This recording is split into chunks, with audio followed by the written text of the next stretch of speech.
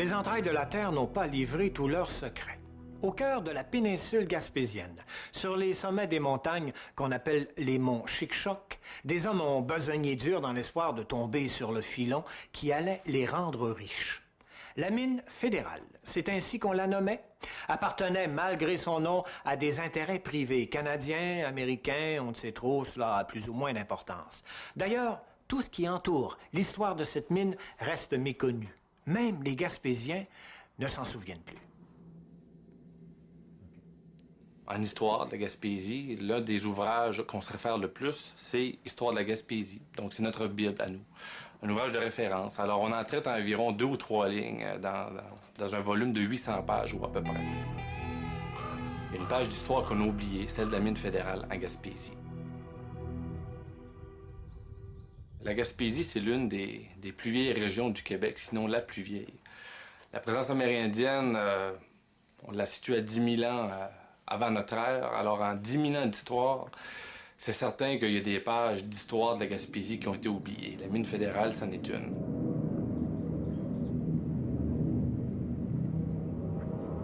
Jamais qu'un jour je pensais que j'allais revenir dans cette histoire des mines fédérales. C'est drôle, pareil. Tu recules comme 40 ans en arrière, puis tu arrives avec ça. Mais moi, ce qui m'a impressionné dans tout ça, c'est toute l'information que personne n'a, puis que le monde ne savent pas aussi. Hein. C'est ça qui devient un peu un mystère. Il y avait eu un plan de développement pour passer la ligne de chemin de fer de Matane directement à Gaspé au centre de la péninsule. Puis le chemin aurait passé directement à 6 000 de la mine fédérale.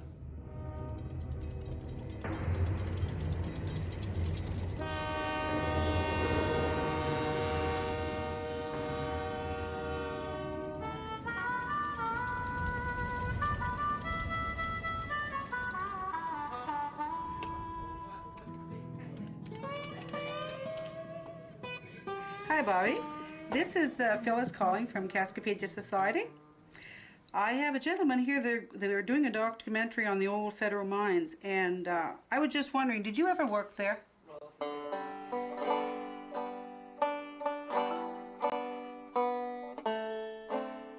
On a parlé beaucoup d'industrie minière en Gaspésie avec Murdochville, avec Mine-Madeleine, etc.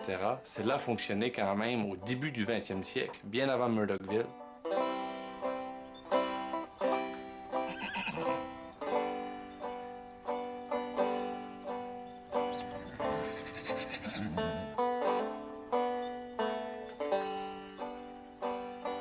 Tout était là pour survivre. Hein?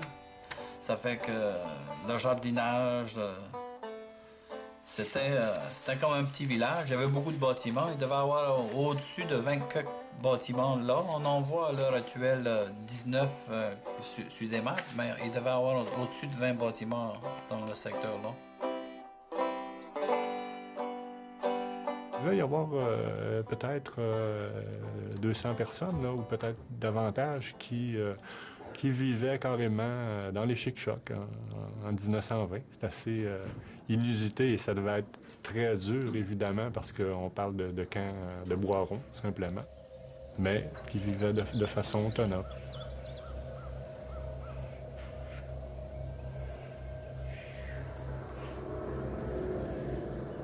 Il a fallu installer des camps où les gens étaient autonomes, ce qui veut dire qu'ils ont amené tout ce qu'il fallait pour leur autonomie, effectivement. Donc, des chevaux, des vaches, des cochons.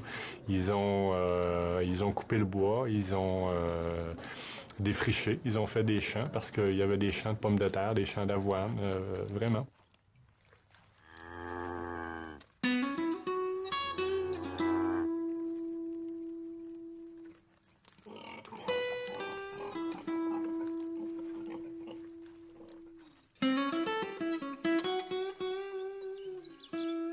On parle d'un milieu où il y avait pratiquement des hommes. Je crois que j'ai vu une photographie où est-ce qu'on voit le cook et puis sa femme qui devait s'occuper de faire les tartes, probablement, mais sinon, c'était des hommes, là. Ça devait être long en Titi. Si on regarde la documentation de M. Wade, là, il est venu faire un été. Lui a travaillé ici un été. Il est parti de New York, hein. C'est de quoi qui est impressionnant. Partir de New York, descendre ici en 1918. Le train arrêtait à Matapédia. Il devait partir à Matapédia, venir à New Richmond, on ne sait pas quoi. À partir de New Richmond, il fallait qu'il monte à la mine. Il fallait qu'il monte à pied ou en chevaux. Ça fait que... Puis passer 6 mois là, à la mine fédérale, lui, si tu regardes ses rapports, il dit que la mine fédérale, d'après la géologie qu'il a vu là, d'après tout ce qu'il a vu là, ça serait un des plus gros gisements de zinc de l'Amérique du Nord. Géologiquement, c'est probablement l'endroit en Gaspésie où c'est le plus intéressant pour pouvoir faire des découvertes importantes au niveau des métaux. C'est aussi important que Murdochville.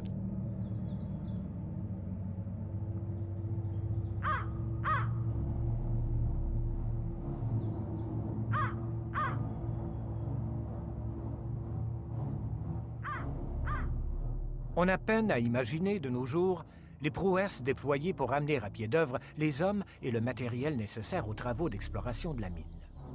Partis de Cascapédia et de New Richmond, les colonnes mettent des jours pour atteindre leur destination située à des dizaines de kilomètres à l'intérieur du pays.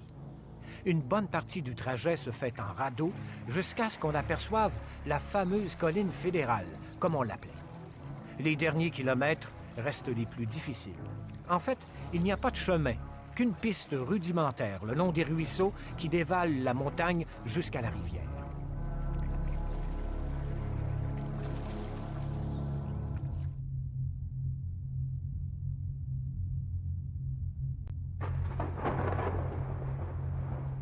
I was wondering if you had ever worked there. You didn't. Do you know of anybody that did? Okay. Well, is there any names that you could give me that I might call?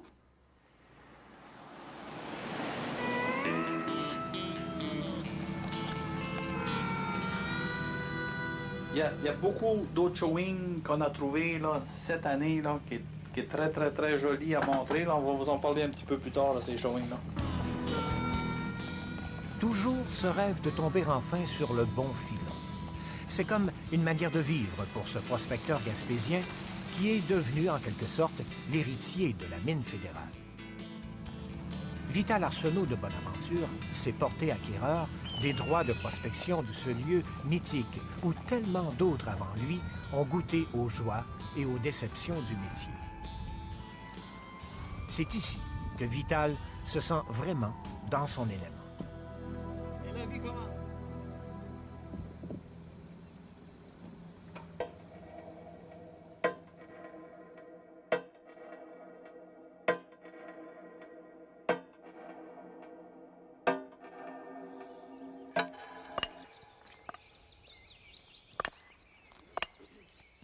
Ici, qu'est-ce qu'ils faisaient? Le minerai était en surface, c'était des veines de plomb, des veines de zinc. Puis la plupart, c'est du zinc qu'il y avait ici. C'est ça qu'ils ont extrait. Ça qui est beau ici, là, c'est qu'ils ont travaillé à peu près 10-15 ans. Puis ils ont tout mis le minerai dans un gros tas, parce qu'il n'y avait pas de chemin pour descendre ça. Pour garder 10 ans, payer des employés 10 ans de temps, il fallait que ce soit vraiment des personnes avec de l'argent ou qui voyaient une mine terriblement grosse.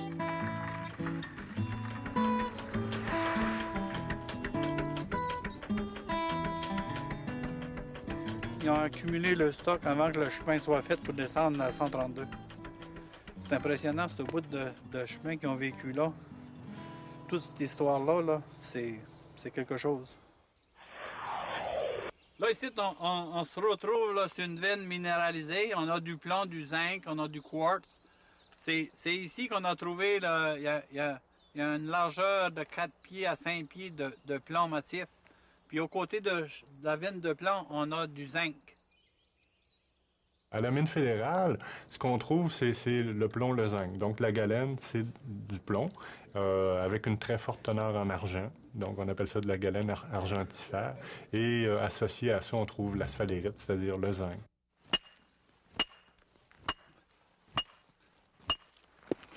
Tu vois le plomb, comment il est riche. Les massifs, on pogne de la rouille avec le plomb. on a aussi du zinc massif. On en voit ici, on en voit un peu partout. Là. La veine varie avec le plomb et le zinc. Mais c'est un plomb qui est massif, c'est très très riche.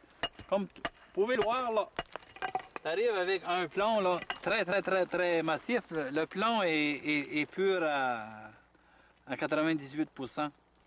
Puis le zinc aussi. Les années de la Première Guerre et de la Seconde Guerre mondiale, c'était considéré comme des minéraux stratégiques. Donc, c'est probablement une des raisons pour lesquelles il y a eu des travaux aussi intensifs à cet endroit-là, parce qu'on recherchait des sources là, pour approvisionner l'industrie lourde. Oh, Jésus-Marie Sauveur! Hey, regarde, le zinc est massif à 99%. Un petit peu de plomb. Ils ont travaillé assez longtemps. De 1909 à 1930, là, ça a été vraiment actif. Ça a été la période lorsque c'est qu'ils ont fait beaucoup de travaux. Ils ont sorti beaucoup de zinc. Eux autres, le zinc était prioritaire. Là, probablement qu'il y avait un marché pour le zinc.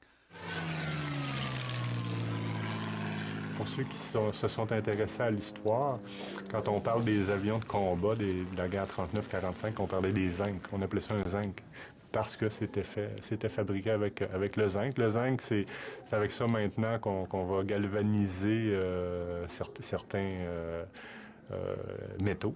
Quand on parle de clôtures galvanisées, de clous galvanisés, donc ça empêchait les avions de rouiller.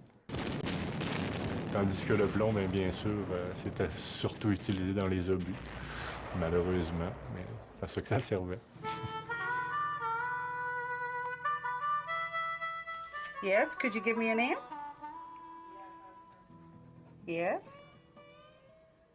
Okay, Benny Woodman, he was an old boss there, wasn't he? Il était gentil. C'était un bon monsieur, puis il nous a fait manger des galettes. J'ai monté à la fédérale la première fois. J'avais seulement 5 ans, c'était en 1962, au mois de mars. Mon frère ouvrait le chemin, puis on a monté à pied. Quand on arrive en haut, le gardien était encore là. Ça faisait une trentaine d'années qu'il était là.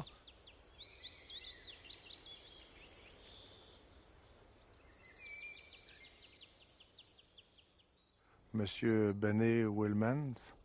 Puis c'est ça, j'ai resté impressionné de voir tout ce paquet de camps-là. Là.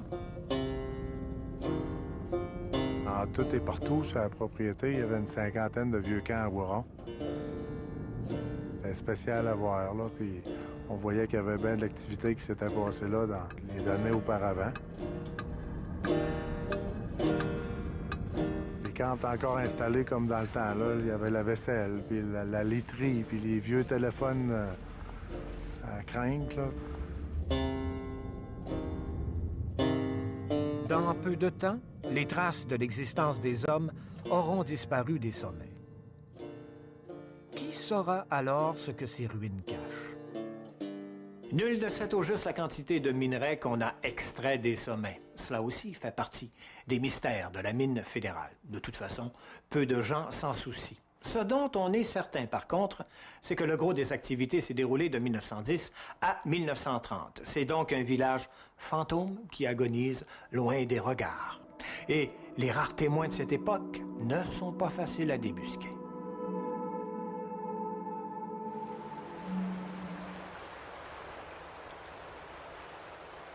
Yes, Roddy Cool is still living. Okay. Okay, like that, I've tried different ones. I believe that Roddy Cool is the only one left.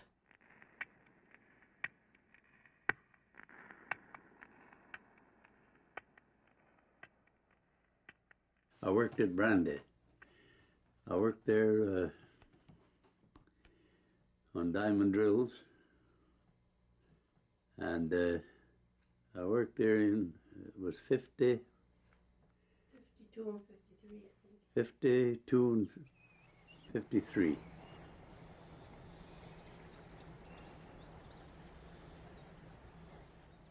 I worked on diamond drills. We drilled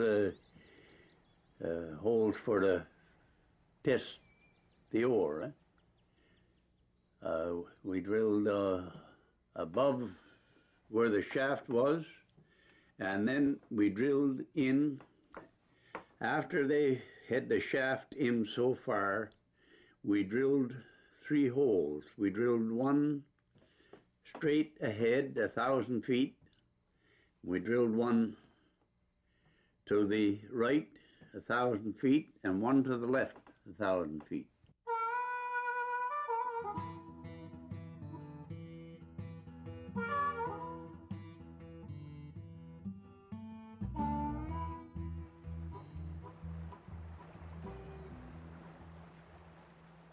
Dans le secteur du Brandebrook, mon père avait des camps qui servaient pour les opérations forestières, des anciens camps de la mine. Puis le tunnel qui était juste à côté de la couquerie, il servait de frigo. Il rentrait la viande, puis dans le fond du tunnel, puis c'était plein de glace là-dedans. Même en plein mois de juillet, ça servait de frigidaire. Là, on est rendu dans ce qu'ils appellent un audit, c'est l'entrée d'un tunnel. C'est un des tunnels principaux, parce que c'est qu'ils ont sorti beaucoup de minerais ici. Là, on s'aperçoit que la galerie, la façade de la galerie, s'est effondrée. On voit que le bois a pourri. On voit encore des morceaux de bois qui restent là. On en voit à chaque côté. Puis tu avais une porte d'entrée. C'est ici qu'ils rentraient pour aller faire chercher le minerai. Ici, on s'aperçoit qu'on a les rejets du tunnel, de la mine, qu'appellent eux autres, les waste. On voit qu'il y avait une ligne de chemin de fer qui s'en allait à notre droite, puis il y avait une petite ligne de chemin de fer qui s'en allait à la gauche. Ici, on voit tout ce qui sortait de la mine, ce qu'on appelle le waste. Le waste, c'est ce qu'on voit ici à l'heure actuelle. Là. Il y en a 2 petites montagnes de waste.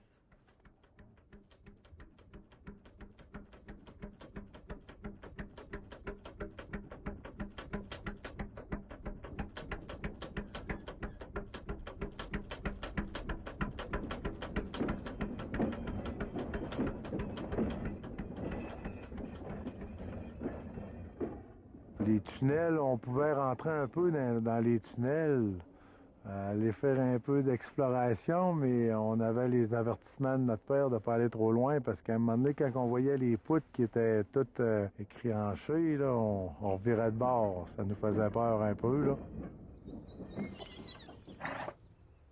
We used the horses for taking the cars in.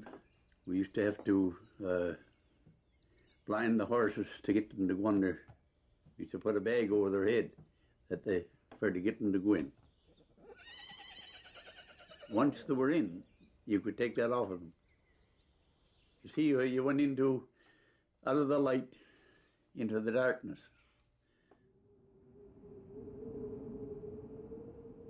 La compagnie doit assurer la subsistance de ses travailleurs durant tout l'hiver, car il n'y a plus de transport entre le monde et la mine. La vie se passe sous terre, dans les galeries. L'hiver arrive tôt sur la colline fédérale. Il y a de la neige en abondance dès la fin octobre. Il peut en tomber plus de 3 mètres durant l'hiver. It was hard work. A lot of cold. You worked outside on the diamond drills. It was very cold.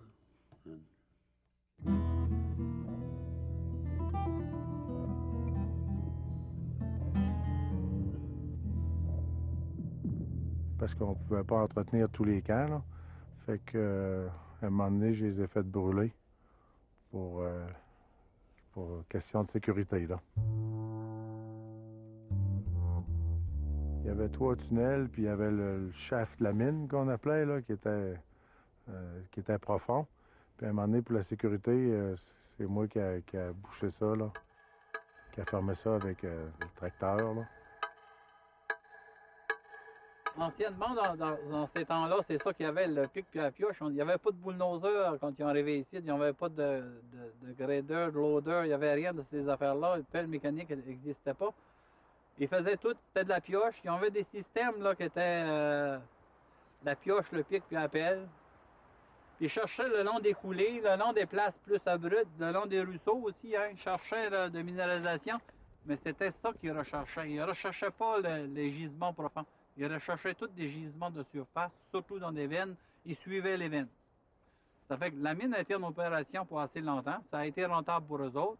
Mais il reste encore quelque chose à venir qui n'a pas été fait.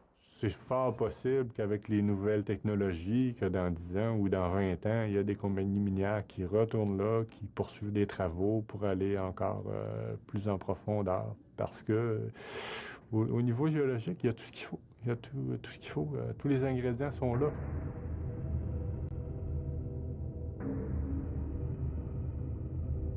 Et on est juste au front d'une collision entre deux plaques continentales. Hein. Quand on parle des Chic-Chocs, dès qu'on est au nord des Chic-Chocs, on parle d'une plaque continentale qui a 600 millions d'années.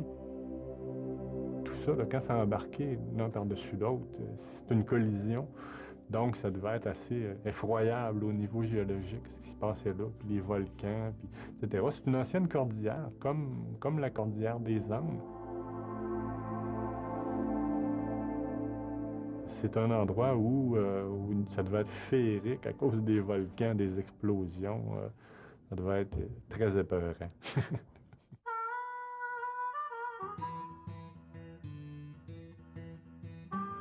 La mine fédérale n'a pas livré tous ses secrets, loin de là.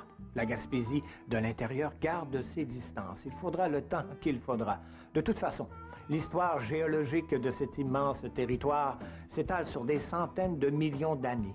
C'est donc une quête inachevée qui, d'époque en époque, laisse des traces émiettées sur les flancs des montagnes. De veine en déveine, chaque coup de pioche, chaque fragment de roc arraché à la montagne par les prospecteurs ravive tous les espoirs.